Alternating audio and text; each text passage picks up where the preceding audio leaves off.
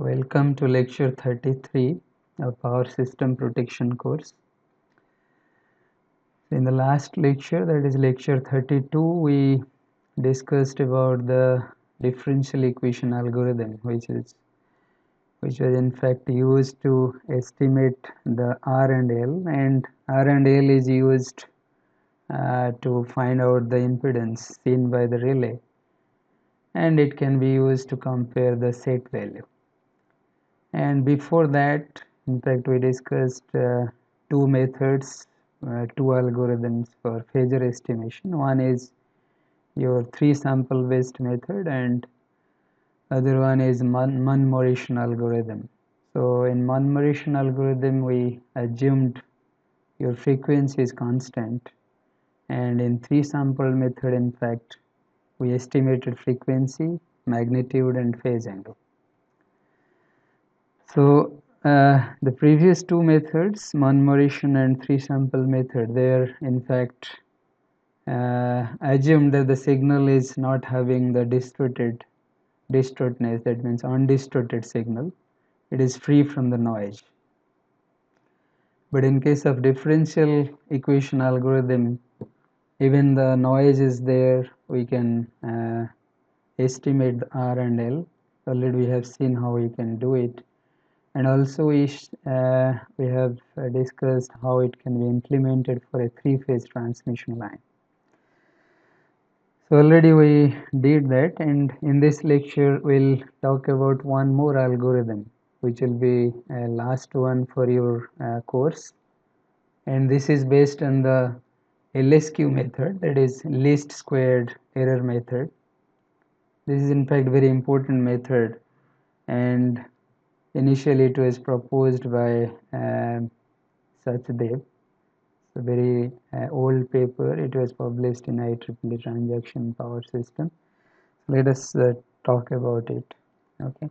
So before we move forward, this is the algorithms based on least square error.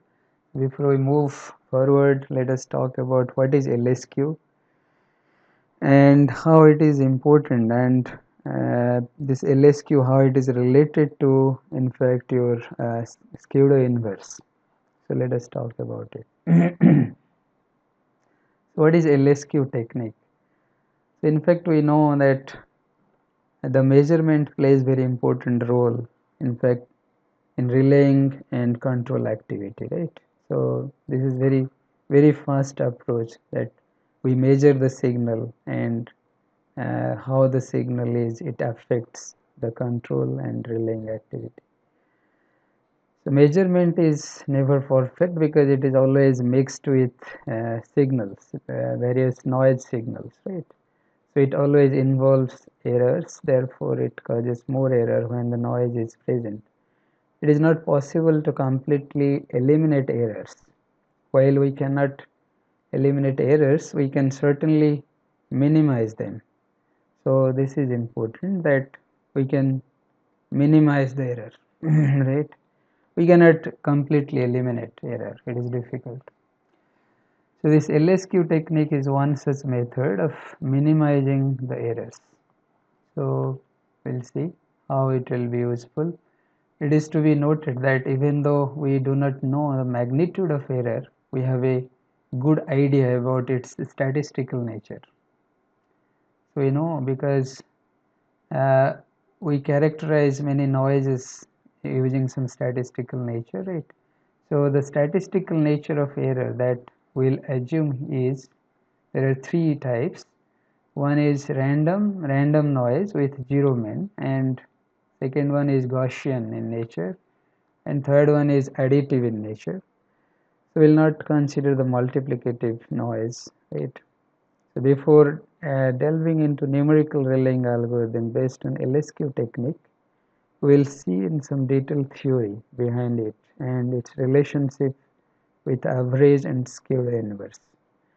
So what is the relationship between average and pseudo inverse? In fact, if we have many numbers of samples, in fact average plays very important role, and we consider average as the best suited value, right?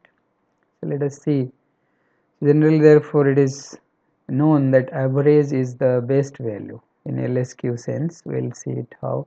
From the very beginning, it is a known fact to trust the average of readings obtained in an experiment more than the individual observations. So let us see why is average so universally accepted as the true value. Let us see the relationship between average value and the value estimated by minimizing the sum of the squares of errors.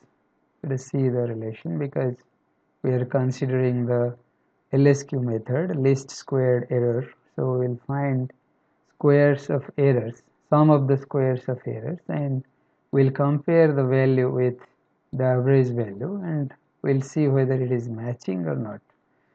So in order to find the value of an unknown x, let us say, two measurements were made.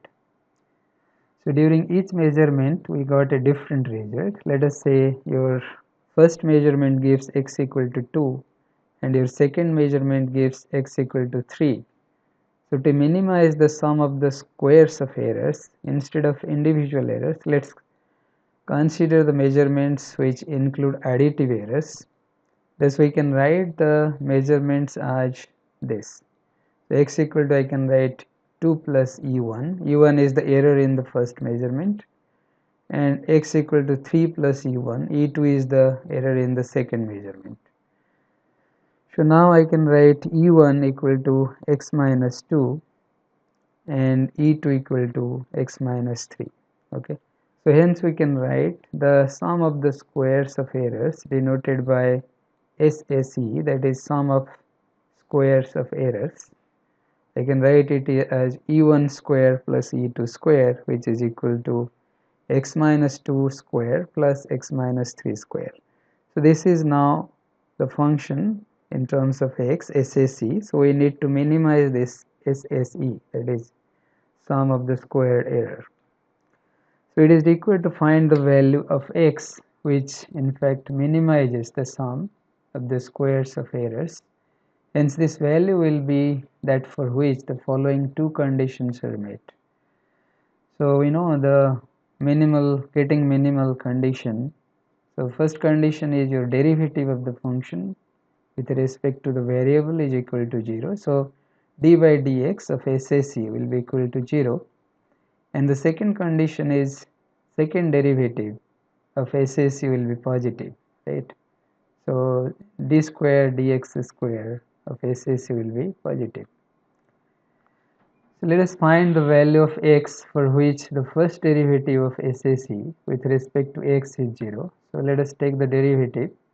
So now taking the derivative and taking the second derivative both, we can also check the conditions, both the conditions, and from that also we'll find the value of x.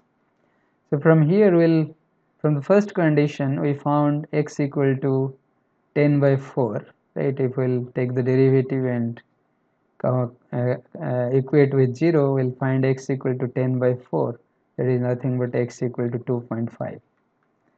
And further, if we'll take second derivative of this function, then we'll find that it is equal to 4. d square dx square of x minus 2 square plus x minus 3 square will give me 4, and which is in fact greater than 0, right? Hence we are getting x equal to 2.5, and this is the value at which the sum of the squares of the errors is indeed minimum, right? Because it is satisfying both the conditions, and from the first condition we got the value x equal to 2.5, and from the second condition it is in fact becoming greater than 0. Both the conditions are matched. So therefore it is easy to see that x equal to 5 by 2, which is equal to 2.5, and if we will take the average of both the measurement, that is 3 plus 2 by 2, that also gives us 2.5, right? So thus the estimated value with minimum error that we arrived at by minimizing the sum of the squares of the errors is same as the mean or average value, right? So that is what this average value is more close, because whatever value we got by minimizing the sum of the squares, we are getting the average value the same, right? So now we'll see LSQ and pseudo inverse. What is pseudo inverse? Pseudo inverse, so we'll see the same problem can be handled by using pseudo inverse method. Let us see. So we have two equations already, that is, one is x equal to 2 and other one is x equal to 3, and these two equations can be expressed as matrix equation in the following form. So in the matrix form, if we'll write, we can write 1 1 x equal to 2 3, and this is 2 by 1 matrix, and x is 1 by 1 matrix, 2 by 3 is 2 by 1 matrix. So in this system of equations, we have a situation where we have more equations than the number of unknowns, because we have one unknown, that is x, right, and we have two equations. So this is kind of indeterminate condition, right? So therefore this kind of system is known as overdetermined system. So overdetermined system means if we have number of equations is greater than the number of variables, that is overdetermined system. And in case of underdetermined system, we have less number of equation as compared to the number of variables, right? So we cannot invert the coefficient matrix here because it's a rectangular matrix. We can see it is 2 by 1, right, since it is not square. In order to convert the coefficient matrix into square, so let us make it square by pre-multiplying both sides by its transpose, which is 1 1, which is size of 1 by 2, right? This will get this will become a square matrix, right? Now if we multiply both sides by transpose and the same matrix, like 1 1 and 1 1 transpose of inverse, then we get this, right? So this side will, left side will become 1 because we are multiplying the inverse of this, right? And in the right hand side we'll easily find the value of x, because this matrix will be 1 by this will, if we'll multiply the inverse, it will be obviously it will be 1 by 1, and sorry, it's 1 by 1 and it is 1 1.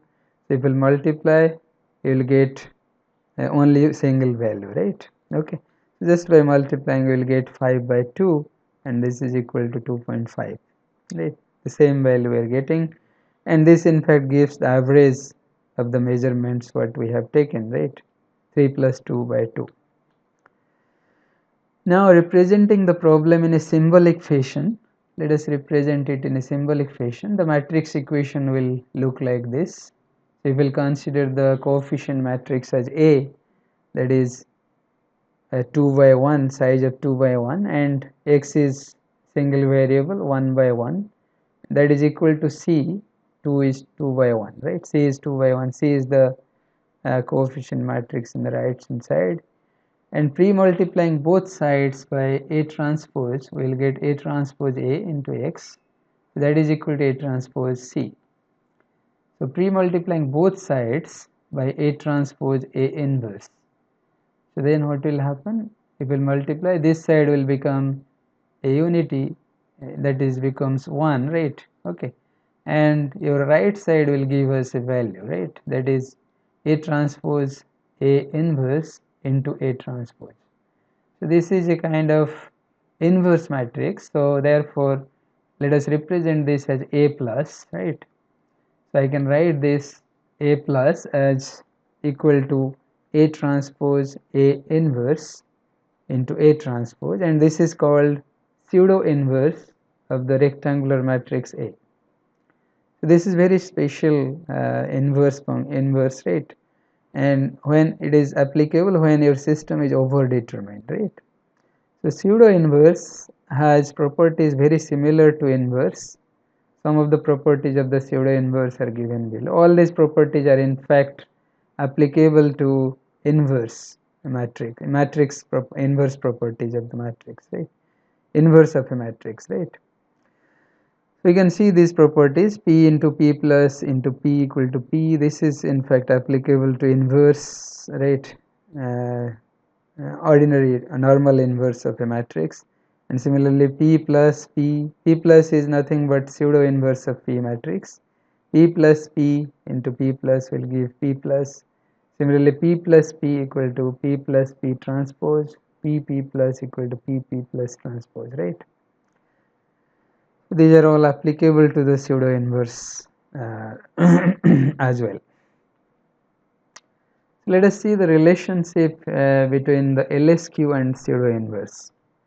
So now a more formal proof that pseudo inverse technique amounts to minimizing in the LSC sense will be considered. We'll use the symbolism of statistical signal processing. Let us use the symbolic representation that is used in the statistical signal processing. And here Z is known as the column vector of measurements, right?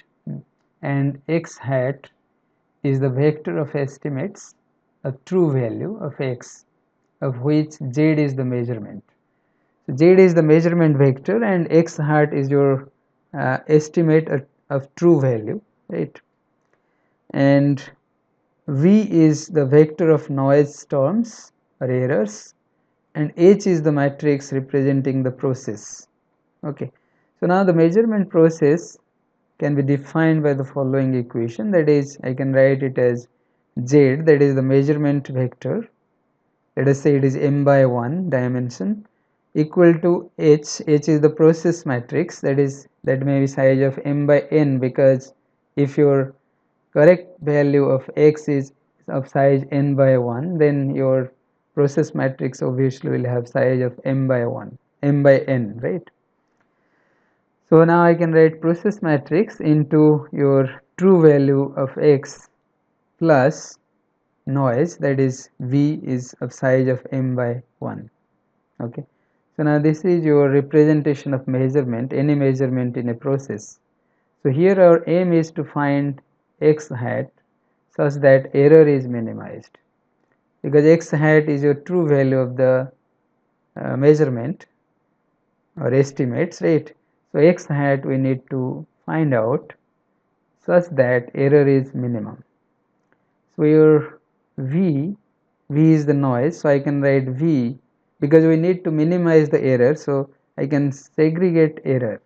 So I am writing V in terms of other parameters, so I can write V equal to Z minus H into X, right, X hat.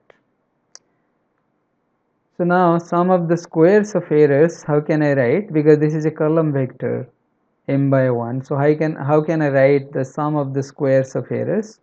Just I can represent sum of the squares of error, that is v1 square plus v2 square rated up to vm square is equal to, I can write it as transpose of error matrix into error matrix, right? So that is v1, it is a row vector v1 up to vm and a column vector v1 up to vm, that is v transpose into v. That will give me the sum of the squares of error, right? So therefore v transpose into v will be equal to z minus h into x hat transpose into, because error is, we know error is here, right? Error is z minus h x hat. So just by substituting error here, error terms in terms of z, h and x, so I'll find z minus h x hat transpose into z minus h x hat. Okay, so now let us just segregate this. We know that z minus h x hat transpose will become z transpose minus x hat transpose into h transpose, and just by substituting this z transpose minus x hat transpose h transpose into, again it will be multiplied with z minus h x hat, then your sum of the square of errors will become z transpose z, just by multiplying both the terms and segregating each term we'll find z transpose z, then x hat transpose h hat z, minus z transpose h x hat plus x hat transpose h hat, sorry, h transpose h x hat, right? So note that we know that x hat transpose into h transpose into z is nothing but it is equal to z transpose h x hat. Just by substituting this here, we'll get your sum of the square of errors. SSC will become z transpose z minus twice of x hat transpose into h transpose z plus x transpose h transpose h x hat, right?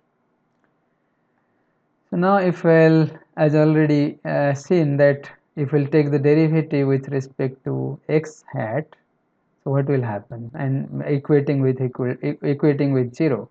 So d by dx hat SAC equal to 0 and d square by dx hat square SAC should be greater than 0. For minimizing the sum of squares of errors, these two conditions should satisfy, and from the first condition in fact we will find x hat, and from the second condition we will see whether it is satisfying the condition, right, second condition. Thus differentiating the SAC and equating it to 0 will give what? If we will differentiate this equation with respect to x hat, then we will get minus twice of h hat z plus minus twice of h transpose z plus twice of h transpose h into x hat, that will become equal to 0. Now from this equation I will find that h transpose h x hat will be equal to h transpose z, right? And from here if we'll just pre-multiply the inverse of h transpose h, right, then I'll find x hat, and that will become x hat is equal to h transpose h inverse h transpose into z. So this term if we'll see h transpose h inverse into h transpose, right? So this term is nothing but it is your pseudo inverse. So I can write x hat is equal to pseudo inverse of h, that is h plus into z. Okay, this will give me the actual value or the true value. So now this is how the LSQ and pseudo inverse is related. So from the LSQ method we found that the pseudo inverse into the measured signal will give the true value of the signal, right, true estimate. So thus minimizing the sum of the squares of the errors directly involves pseudo inverse. Further let us find this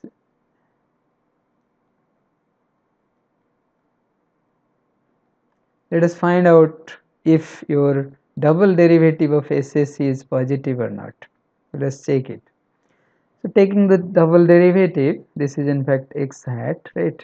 So dx hat square, d square dx hat square SSC equal to, it will become h transpose h, and we know that h transpose h will be always, it is positive, that is positive definite. In fact this is a matrix, so it is a positive definite matrix, right? So now your square matrix of the type H transpose and H is always positive definite, so therefore this is satisfying the criteria, right, second criteria. So now let us discuss the LSQ algorithm which is proposed by Sachdev. So in fact it is a very good publication in IEEE transaction. In the classical curve fitting technique, the measured values of the function are given by this. So in this approach, Professor Sachdeva has considered that the curve fitting approach. Considering the curve fitting approach, he in fact proposed this and he exploited this LSQ algorithm. So in the curve fitting technique, the measured value of the function, or let us, it is given by y0, y1 and y2 dotted up to more values if we have, and corresponding to these measured values the independent variables are independent values, variable values are x1, x0, x1, x2, etc., right? Assuming that the true values of the function fx are yo, y1 and y2, then the errors are obviously E0 will be yo small yo minus capital Yo, E1 will be small y1 minus capital Y1, E2 will be small y2 minus capital Y2. So now if we'll see this, right, so these capital Y's, capital Y0, capital Y1, capital Y2, they are all the measured values, right, and your fitted value, that is the true value, is Y0, small y0, small y1, small y2, right? They are the fitted, curve fitted. This is curve fitting, right? And these all these values are corresponding to xo, x1, x2, x3, right? So corresponding to xo, your measured value is yo, capital Yo, and when the curve is fitted, your true value is coming to be small yo, right? So this is how all the points are decided. This is called curve fitting technique, right? So we search for a function y equal to fx which minimizes the sum of squares of errors SSE instead of minimizing the individual errors. So let us see, SSE will be EI square, that is equal to sum of the EI square, that will be equal to EO square plus E1 square plus E2 square plus all other values, right? So Sachdev's algorithm is based on the concept of curve fitting. It is so. Let us see the algorithm. On the basis of a priori knowledge, we know the nature of the waveform of the fault current, but we do not know the exact values of the parameters. So generally we know the fault current characteristic, and from the characteristic we know the nature of the waveform. So we know the fault current will consist of a decaying DC offset and one fundamental and few harmonics, right? So thus we try to fit the samples of the fault current to the model given by this. Generally this model we can consider for a fault current, that is Ft will be equal to Io. So in general if we'll consider this, so if the fault is not there, obviously the DC offset component will be not there, right? So it will, the DC offset component will be not there, right? So Io will become 0. So yt I can write it as Io e to the power minus t by tau plus Im1 sine of omega naught t plus theta naught, Im3 sine of 3 omega naught t plus theta 3, Im5 sine of 5 omega naught t plus theta 5 dotted up. So only odd harmonics are considered because even harmonics is not present in the fault currents. So assuming for the sake of illustration that the fault current consists of these three components, one is a decaying DC offset, second is no even harmonics, and third is harmonics up to only third harmonic if we'll consider. We can, because up to third harmonic it is much more prominent and other harmonics are not so prominent. So it is assumed that the fault current is consisting of these three components. One is a decaying DC offset, no even harmonic, harmonic up to third harmonic. So we can write the expression for the current as this, right? We can write the current expression as yt, that is equal to ft equal to io e to the power minus t by tau plus im1 sine of omega 0 t plus theta 0 plus im3 sine of 3 omega 0 t plus theta 3. So these thetas are phase angles of the different harmonics, right? So now using the Taylor series expansion, we can Taylor series expansion of e to the power x, we can expand this e to the power minus t by tau. So let us use, so your Taylor series expansion says that e to the power x can be represented as 1 plus x square by 2 factorial plus like this. We'll continue the series. So just applying the Taylor series expansion to the DC offset component IO e to the power minus t by tau. Only we'll consider here 3 terms for the expansion. So up to 3 terms it will become IO minus IOT by tau plus IOT square by 2 tau square.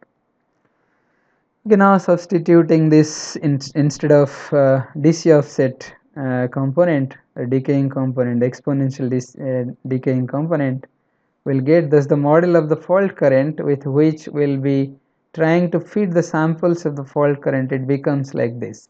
So it will become yt equal to ft equal to io minus iot, just substituting the Taylor series expansion of e to the power minus t by tau up to 3 terms, and other harmonics are there, that is the odd harmonics up to 3, third harmonic is considered, right, im1 and im3. In fact, this first component is your first fundamental component, right, and this is your third harmonic component. So further we'll expand the sine omega 0 t plus theta 0 and sine 3 omega 0 t plus theta naught, right, these two terms to get further expanded form. So we'll get the further expanded form of it as this, right. So just expanding sine of omega 0 t plus theta o, and this will be theta o, sorry, theta, okay, theta 1, make it theta 1, okay, instead of theta o. So by rearranging we get this equation, right. Now again by rearranging we'll find this expression, okay, and let us denote it by st, because this it is nothing but different samples we take, right, at different points. So therefore it let us represent as st, because these are the samples. So st I can write io plus im1 cos theta 1 sin omega ot plus im1 sin theta 1 plus omega ot plus im3 cos of theta 3 sin of 3 omega ot plus im3 sin theta 3 cos omega ot minus iot by tau plus io square, this is iot, okay, so iot by tau plus iot square by 2 tau square. So in this equation we have 7 unknowns, hence we need to generate a total of 7 equations to be able to solve for 7 unknowns. So we need at least 7 equations to solve. So what are the unknowns here? Because t is unknown, because t is the different sample we get this value, the measurement, right. So t is known quantity. So what are the unknown? I0 is unknown, then im1 cos theta 1 is unknown, then your im1 sin theta 1 is unknown, right, im3 cos theta 3 unknown, im3 sin theta 3 unknown, right. So these are the unknown quantities. Similarly your I0 by tau, I0 by, these are unknown. So we can see here the unknown quantities which are represented in bold faces, right. Here I0 is unknown, im1 cos theta 1 is unknown, im1 sin theta 1 is unknown, im3 cos theta 3 is unknown, im3 sin theta 3 is unknown, then io by tau is unknown, io by 2 tau square is unknown. So in total we have 1, 2, 3, 4, 5, 6, 7 unknowns, right. So similarly we need 7 equations to represent. So at 7 sample we can represent this equation, right. So this equation is represented considering 7 samples t1, t2 up to t7, okay. So now each equation there are 7 knowns also, there are 7 known quantities which can be pre-computed. For example, in the first equation these are the known quantities, like a11 is equal to 1, a12 equal to sin omega 0 t1, because t1 is known, so sin omega 0 t1 is known, omega 0 is the fundamental frequency, and a13 is equal to cos of omega 0 t1, a14 is equal to sin of 3 omega 0 t1, right. So similarly there are 7 unknowns already, so 7 unknowns are represented through x1, x2, x3, x4, x5, x6 and x7, and all the unknown quantities, they are represented as a1, a terms, small a terms, they are called coefficients, right? So now the amplitudes and phase angles of the fundamental and the third harmonic can be found very easily from these equations, right? So I can find the amplitude of the fundamental component will become x2 square plus x3 square square root, right? So this will give us the amplitude of the fundamental component. Similarly, the phase angle of the fundamental component can be found by taking tan inverse of x3 by x2. So x3 is im1 sin theta 1 and x2 is im1 cos theta 1. So dividing this, it will give us tan theta 1. So theta 1 will be tan inverse of x3 by x2. Similarly, im3 can be calculated, and theta 3, these are the amplitude and phase angle of third harmonic component, can be calculated, right? So we'll simplify the representation by writing this in the matrix form as well, right? So these are the equations, 7 equations. They are represented through the different variables x1, x2, x3, x4, x5, x6, x7, and the different coefficients, what is known quantity, they are the known quantities, right? So then using the matrix notation, we can write this equation in this form, right? So this is the matrix form of representation. So these are the samples, known samples, these are the coefficients, known coefficients, and these are the unknown variables, estimates, x1, x2, x3, x4, x5, x6, x7. So then easily we can find out just by taking the inverse of the coefficient matrix and multiplying it with the sample matrix.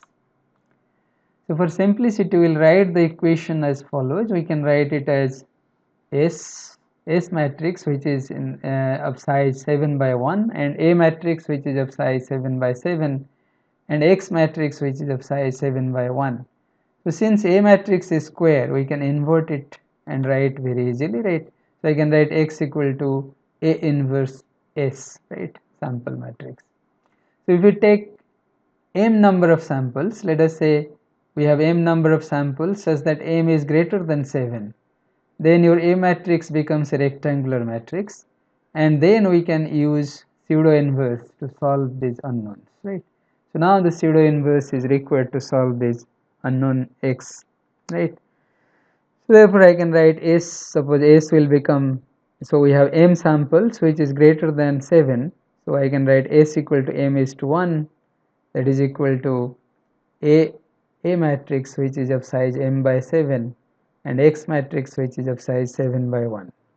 So now X can be found out by just multiplying pseudo inverse of A matrix, that is A plus, which is of size 7 by m, and that is multiplied with S matrix which is of size m by 1, right? Then it will give us in total the values of 7 by 1, right? So X is 7 by 1, so it is matching, right?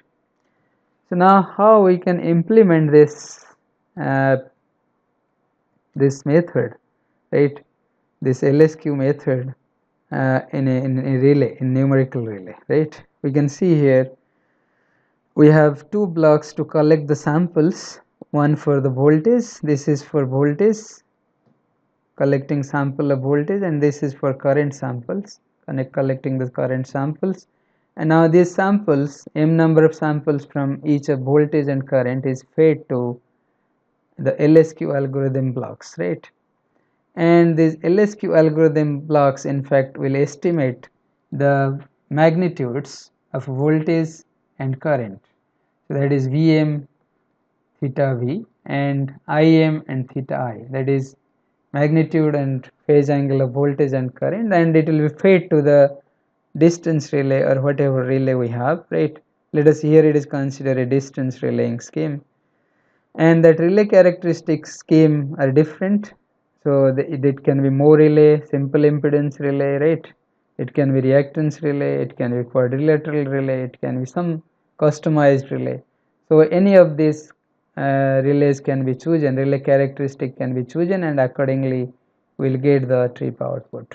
Okay, so this is how we can implement this LSQ method proposed by Sachdev. So this is all about your numerical relays, and we talked algorithms which can in fact extract the information, phasor information from the signals, right? Whatever signal will measure. So that is what our purpose was, and we studied uh, four algorithms specially. One algorithm proposed by Maurice Monod, and where it is applicable for undistorted signal, and the frequency is assumed constant there. And second algorithm we studied is your three sample based algorithm, where nothing is assumed to be constant like frequency or anything else. Frequency also estimated there. The voltage magnitude, frequency, and phase angle, everything was estimated. And both these algorithms were in fact it is for undistorted signals, free from noise. And then we talked about differential equation algorithm, which estimates the R and L resistance and the inductance, and which can be used for distance relaying purpose. And the fourth algorithm we studied is the LSQ based algorithm, and one of the implementation we saw proposed by Sachdev, right? So there are many other algorithms using FFT methods. So we will not talk here because your course is very limited, and we'll stop talking more about numerical relay. So we'll further in future, in the next class onwards, we'll talk about the circuit breakers. Okay. So then after circuit breaker, your course will be finished. So thank you very much for your kind attention. Thanks a lot.